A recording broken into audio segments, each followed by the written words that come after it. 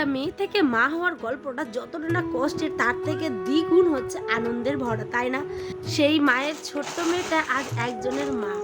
কেমন আছেন আমার প্রিয় পরিবার? কি অবস্থা সবার? আশা করছি ভালো আছেন, সুস্থ আছেন। আমি উত্তর দিনাজপুর থেকে পায়েল নিয়ে হাজির হয়েছে একটি ছোট্ট মিনি ব্লগ। আশা করছি যারা আমার নতুন মিনি ব্লগটি দেখছেন তারা অবশ্যই আমার চ্যানেলটা সাবস্ক্রাইব করবেন, আমার নতুন পরিবারের একটি অংশ হবেন। যেমন সন্তানকে আস্তে আস্তে করে তিলে তিলে গড়ে উঠতে হয়, ঠিক তেমনই একটা ইউটিউব চ্যানেল বলুন, সেই সাধারণ মেয়ে গৃহবধূ হোক, কারো মা হোক, সংসার সামলানো, বাচ্চা সামলানো, তার সাথে হাজার একটা কাজ, সাথে ব্লগ করা, কি চারটিখানি ব্যাপার বলুন তো? যারা করে তারাই শুধুমাত্র বোঝে, জানেন?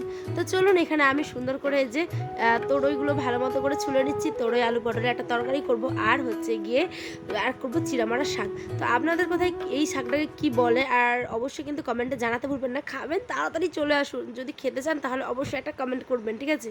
তো চলুন তাড়াতাড়ি আমিও রান্নাবাড়ি সেরে নিই। আজ দেখা হচ্ছে অন্য একটি ব্লগে ঠিক সন্ধ্যা 6টায়।